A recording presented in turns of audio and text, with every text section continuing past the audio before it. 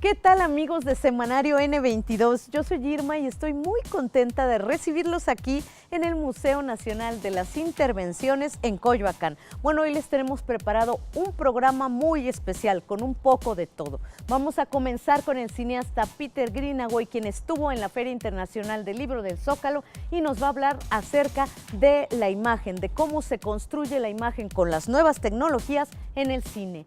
También, ¿se acuerdan ustedes de aquellas tienditas o farmacias en donde jugábamos con las maquinitas, que eran unas cosas grandes, pesadas?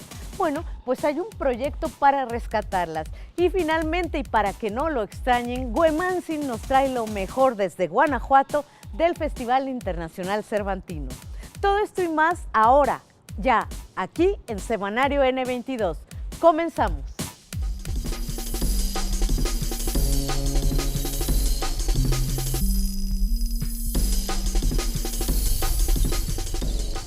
Desde que filmó una de sus obras maestras y además de las más conocidas, el libro de cabecera, cómo se ha transformado la tecnología para producir contenidos audiovisuales, de esto fue de lo que conversamos con Peter Greenaway en la pasada edición de la Feria Internacional del Libro del Zócalo.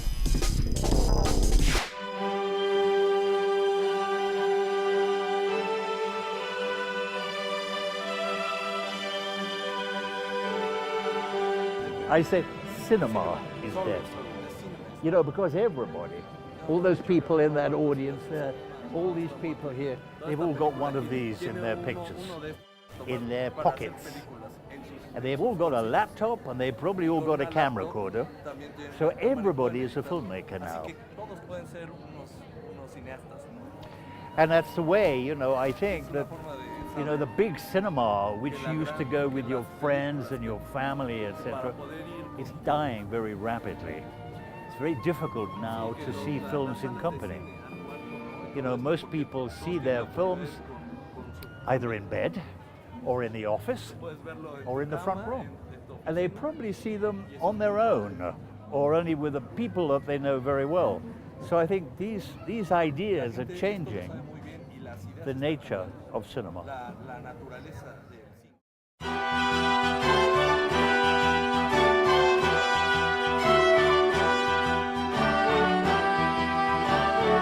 So I got very, very excited about that whole revolution.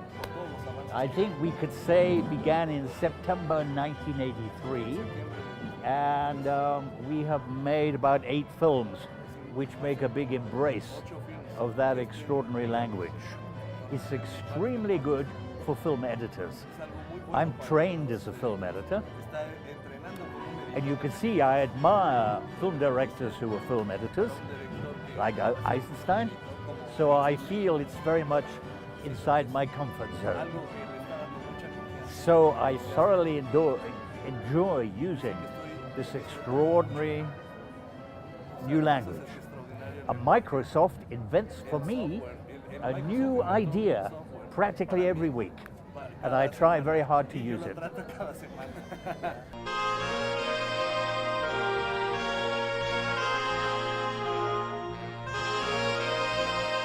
I've done it. I've made 3, yes. And again, with my enthusiasm for Eisenstein, Eisenstein was so famous, everybody wanted to shake his hand, shake my hand. So people like Picasso and Einstein and Stravinsky and Stalin and huge numbers of people shook his hand because he was so famous. So we're making a series of films for a smartphone about all these people shaking his hand. Each film will be about 5 minutes long, and each film will be about a famous man shaking Eisenstein's hand. And I never want to see it on a big screen. It'll be interactive, but it'll always be on your smartphone in your pocket. It's the excitements again of using the extraordinary new possibilities of a new medium. I used to be a VJ artist too, and we did a big VJ show in Guadalajara as well. Yeah, we had, I think, about 8,000 people. So it was rather like being, you know, a pop star. It was very exciting.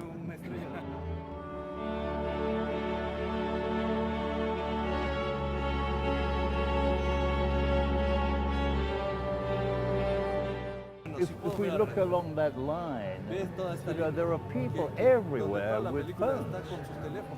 You know, probably today in Mexico City, there were probably 500,000 photographs taken. And just think about that all over Mexico, all over, North and South America, all over the world. So, every single day, there are probably, 300 million photographs taken every day. But the strange thing is, although there are all these millions and millions and millions of photographs, there are probably only 50 good photographers in the world.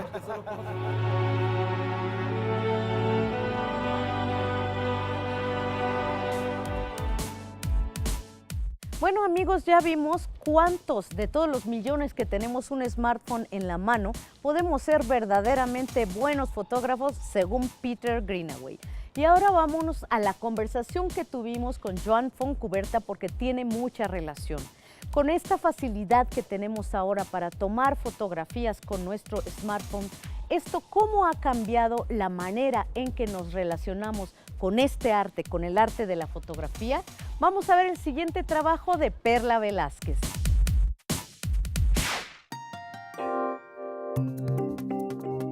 Estamos asistiendo a una etapa en la que el autor es suplido por el usuario, ¿no? Es decir, estamos en un periodo en el que la mayor cantidad de imágenes están siendo fabricadas, producidas por usuarios sin una voluntad de autoría, ¿no? Es decir, con una simple instrumentalización de la imagen como sistema de comunicación, ¿no? Toda fotografía es una ficción que se presenta como verdadera, dice el crítico catalán Joan Fontcuberta, a quien le interesa saber por qué existen las imágenes, de qué nos sirven, cómo las utilizamos y qué papel juegan estas en nuestra vida. Sí, para mí el mundo de la imagen ya no es un mediador entre nosotros y la realidad, sino que se constituye como un espacio en el que discurre muy buena parte de nuestra vida. Es decir, como usted acaba de mencionar, vivimos en la imagen y prácticamente todas las cosas importantes de nuestra vida discurren en la imagen, ¿no? Las relaciones personales, la política, la economía, los conflictos, la violencia, todo eso hoy se reduce normalmente a imagen. Durante las primeras décadas de trabajo, Fontcuberta desarrolló la idea de que la fotografía mostraba la verdad de una realidad, pero con el paso del tiempo hubo una transición hacia la posfotografía.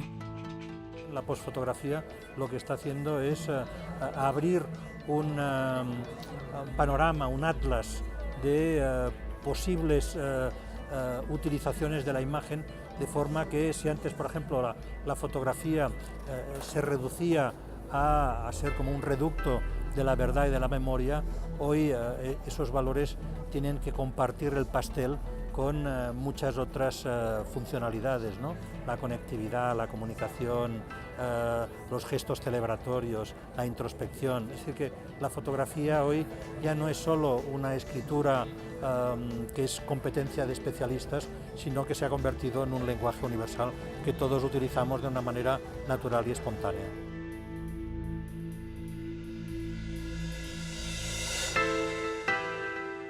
Todos hoy tomamos fotografías, las fotografías no tienen coste y los sistemas de captación de imágenes dotados de inteligencia artificial descartan el requerimiento de una destreza o de un aprendizaje como sucedía antes, ¿no? Por lo tanto, no cuestan nada y no hace falta ningún tipo de conocimiento.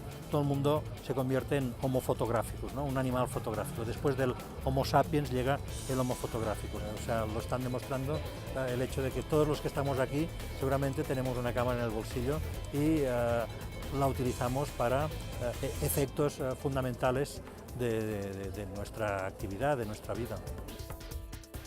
Esas imágenes que hacemos, pues es como las palabras que decimos.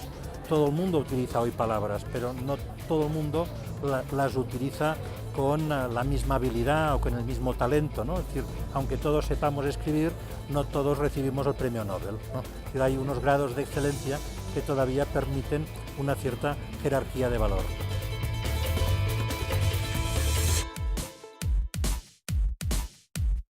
Bueno, y ahora sí que cómo les quedó el ojo a mis amigos fanáticos de Instagram. Y vamos a seguir hablando de estos temas porque vamos a averiguar ahora cómo estuvieron las tendencias web de esta semana con mi compañera Alisbeth Mercado.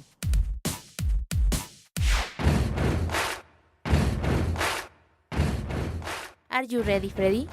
Con esta pregunta, que también es una frase de Crazy Little Thing Called Love de Queen, comenzamos. ¿Por qué traerla a colación? Porque en redes ya circula la etiqueta Bohemian Rhapsody, para promocionar el estreno del filme biográfico sobre Freddie Mercury el 2 de noviembre. Lo mejor es el emoji del cantante. A propósito de música, si el martes estabas viendo videos en YouTube a eso de las 9 p.m. y se pasmó, no te preocupes, todo se debe al error 503, que significa servidor no disponible. YouTube no ha comentado oficialmente la causa de la interrupción. Este mensaje de error generalmente apunta a un problema de sobrecarga del servidor. ¿Quién es Pepper y por qué compareció en el Parlamento británico? Pepper es un robot creado para el cuidado de los adultos mayores, pero se ha utilizado como acompañante en el aprendizaje infantil. Su presencia en el Parlamento se debe a que, como residente de la Universidad Británica de Middlesex, testificó sobre las ventajas de la tecnología en la educación y en el sector laboral. Pepper puede dar respuestas programadas, pero no tiene inteligencia artificial. Y para finalizar, recuerden teclear Phil Zócalo 2018 para conocer lo que está pasando en la feria y los contenidos que tenemos en nuestras redes sociales.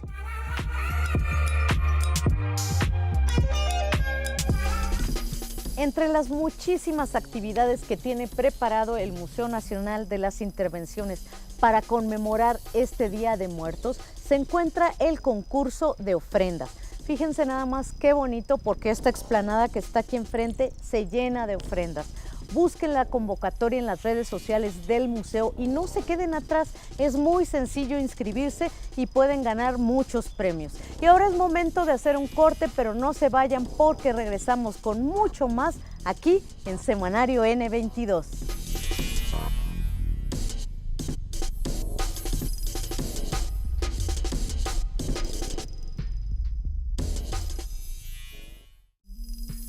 Regresamos, amigos de Semanario N22. Continuamos transmitiendo desde el Museo Nacional de las Intervenciones aquí en Coyoacán. Fíjense que cuando yo era adolescente, mis primas y mi hermana eran asiduas visitantes de esas farmacias y tienditas donde había unas maquinitas para jugar videojuegos.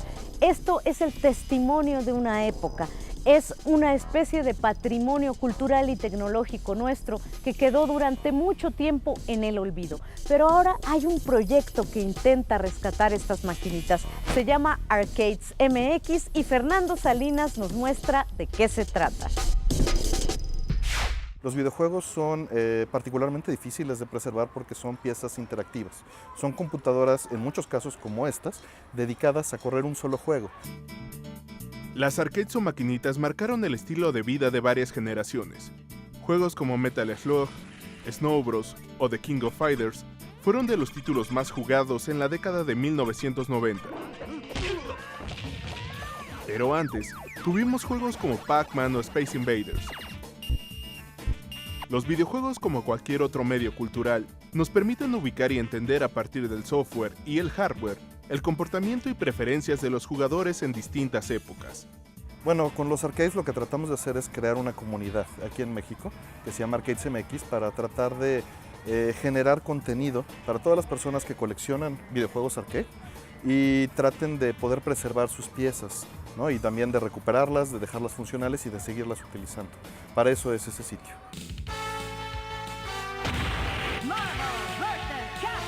Desde nuestra perspectiva, efectivamente se ve como que el multijuego llegó a destruir el arcade, pero la realidad es un poco más compleja, hay muchos motivos económicos.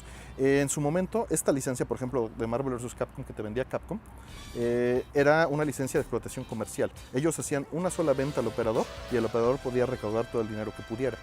Pero eso no era tan buen negocio como venderle una copia del juego a cada persona. Entonces, las mismas empresas empezaron a moverse a un mercado de consolas y dejaron de producir arcades. Pero actualmente el camino que tomó es precisamente, como te comento, el documentar por uno mismo, y la única fuente que encontré fue en la red. ¿no? Todas las comunidades que se dedican de aficionados a documentar los videojuegos, MAME por ejemplo, es una fuente de documentación, es el puente entre un coleccionista y quien documenta, es un paso natural, porque cuando un coleccionista se enfrenta a una pieza que deja de funcionar, forzosamente tiene que acudir a la documentación, y la única documentación es la hecha por fans, por gente que lo tiene como hobby, ¿no? Bien, el sitio arcades.mx contiene el wiki, que el wiki contiene la documentación de las placas en particular, de un gabinete general, del cableado, cómo funciona, lo que se llama el conector llama y toda su funcionalidad, y contiene también las especificaciones de un CRT, de las palancas, de los botones, el mantenimiento que se tiene que dar. Todo esto en una información general. El foro, por su parte, contiene información de preguntas de los usuarios, logs de reparación de placas que hemos hecho entre varios usuarios, varios ya se han unido y muestran los procesos que se siguen desde un aprendizaje de cero hasta llegar a resolver un problema. También vienen preguntas más genéricas de cómo puedo conseguir un arcade, dónde lo puedo conseguir, y también está la parte de cómo restaurar. Y por último hay una sección de compra-venta. Obviamente no tenemos ninguna remuneración por ello, es solo para que entre particulares puedan tener un foro abierto y público, ¿no? Con reputación pública para hacer intercambio de piezas.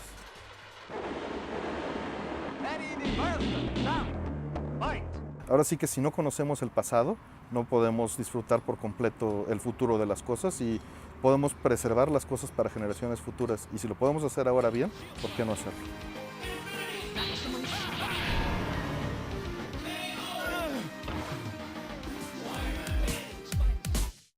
Bueno, amigos, ya vieron cómo estas maquinitas nos recuerdan una época importante de nuestra vida. Vamos a ver ahora cómo los desarrolladores de videojuegos y de consolas aprovechan esto con el mercado de la nostalgia.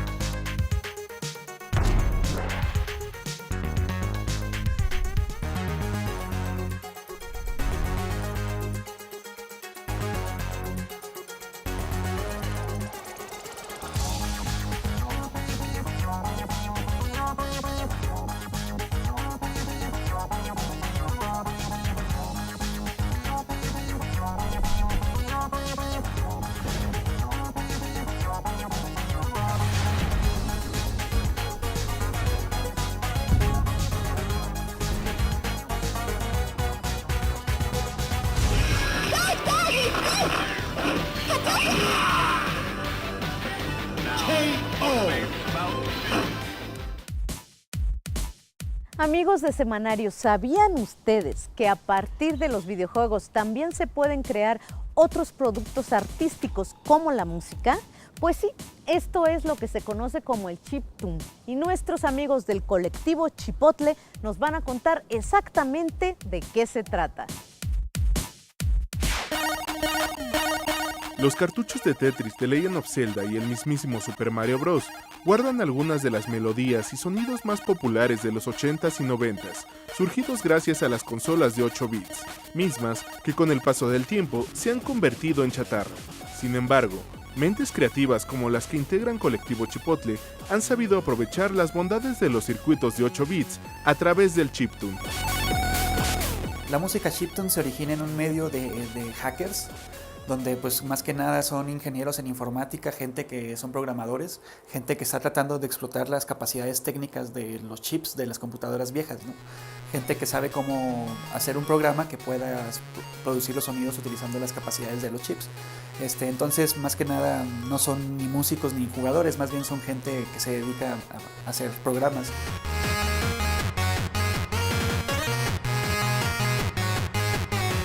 A México llegó realmente, yo creo que a los escenarios en vivo, llegó a través de Colectivo Chipotle. Yo inicié la disquera en 56 kbps en 2009, tratando de promover artistas latinos, ¿no? Vi que había un espacio, como un vacío de plataforma para los artistas latinos, entonces me dediqué a armarlo en base al internet. Y después otros colaboradores del colectivo se acercaron a mí y empezamos a hacer eventos en vivo. Colectivo Chipotle es una unión de personas que están en todo el país. Hay personas desde los 18 años que nunca realmente convivieron con estas consolas durante su infancia, hasta personas como yo, ¿no?, de 30 y tantos, que somos la generación que nos tocó vivirlo. Y lo padre de Chipotle es que buscamos mejorar las condiciones de los artistas, difundir la música y también vincularnos con la sociedad a través de talleres, educando para cómo puedes rescatar esta tecnología y tú empezar a crear música, ¿no?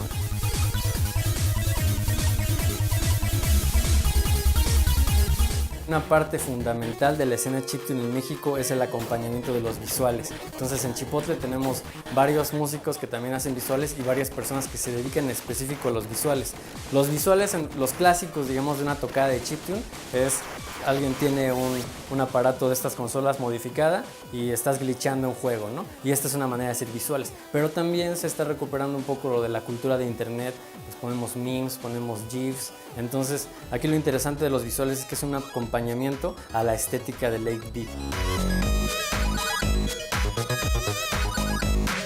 Pues que se acerquen a esto, que se den cuenta que no nada más es una cuestión rara de frikis de los videojuegos, sino de que es una posibilidad para crear arte y para crear música que no tiene nada que ver con el videojuego, pero que se aprovecha de lo que la tecnología dio a los videojuegos clásicos.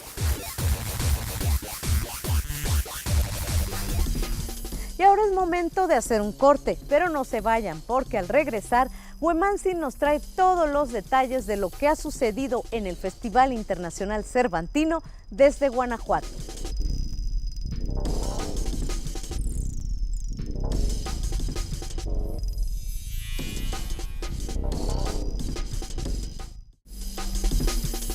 Bueno, amigos de Semanario N22, continuamos aquí en el Museo Nacional de las Intervenciones, en el huerto que es bellísimo y como ustedes saben, el invitado de este año al Festival Internacional Cervantino es la India. Así que ahora vamos a ver la siguiente conversación que Huemantzin sostuvo con Jacobo Ciruela acerca de la mitología de este país.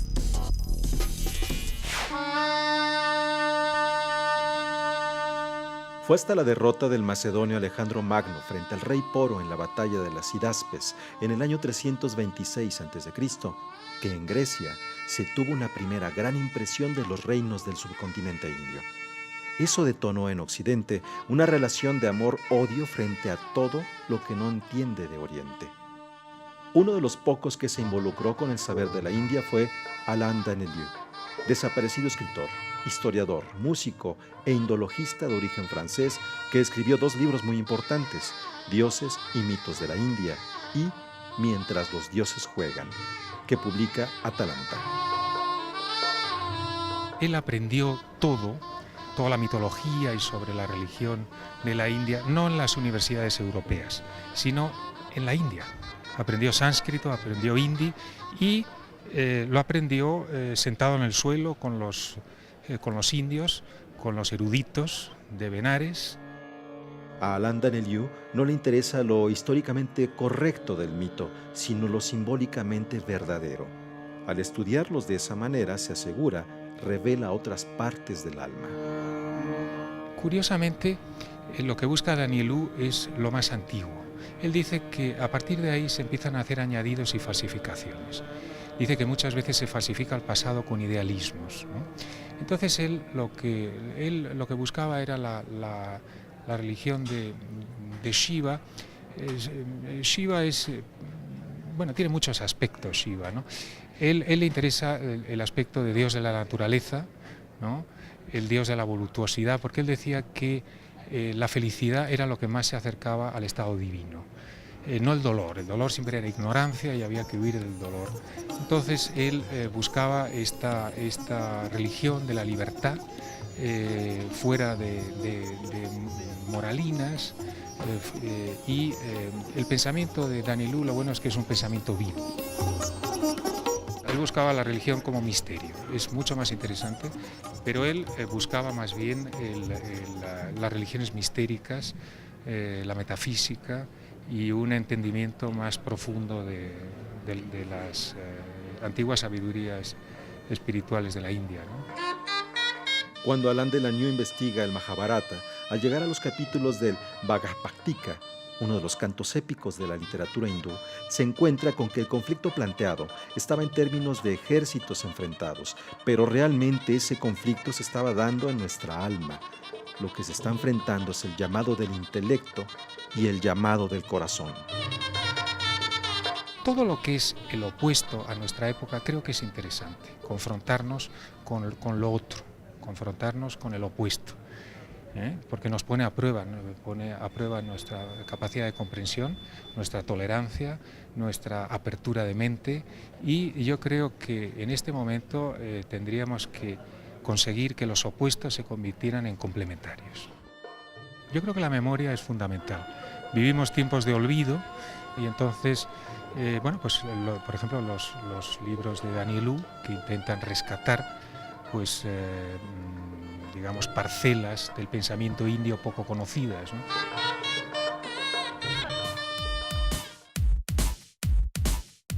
Bueno, amigos, ya sabemos un poquito más del país invitado al Festival Internacional Cervantino este año. Pero ¿por qué no vemos ahora lo mejor que ocurrió allá en la ciudad de Guanajuato?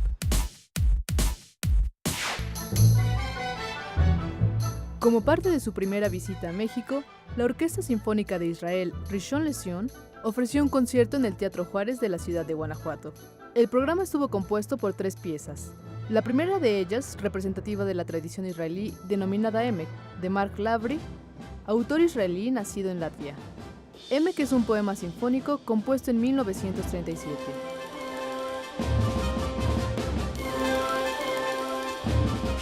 What are you doing? This Narendra, he wants to climb the tree. A partir de la técnica del teatro negro, marionetas de varilla y juegos de luz, la compañía Meher de Troupe presenta en México la tradición iniciada por Meher Rustor Contractor, en la región de Gujarat, al noroccidente de ese país. Amigos de Semanario N22, ha llegado el tiempo de despedirnos de ustedes y de este hermoso lugar que es el Museo Nacional de las Intervenciones. Pero no se les olvide que el miércoles 31 de octubre va a haber muchas actividades para conmemorar el Día de Muertos y que ustedes pueden venir a pasar aquí la tarde en familia y se la van a pasar muy bien, se los prometo. Y ¿saben qué? Les voy a presumir porque estoy muy contenta de que el próximo semanario vamos a transmitirlo desde diferentes partes del país. Sí, así como lo oyen, así que no se lo pueden perder. Y finalmente, para que no nos gane la nostalgia de que no pudimos ir al Cervantino, nuestro compañero Francisco Bram nos preparó una postal de esta hermosa ciudad de Guanajuato. Con eso los dejo y, por supuesto, con la promesa de vernos el próximo sábado, 7 de la noche, aquí por Canal 22.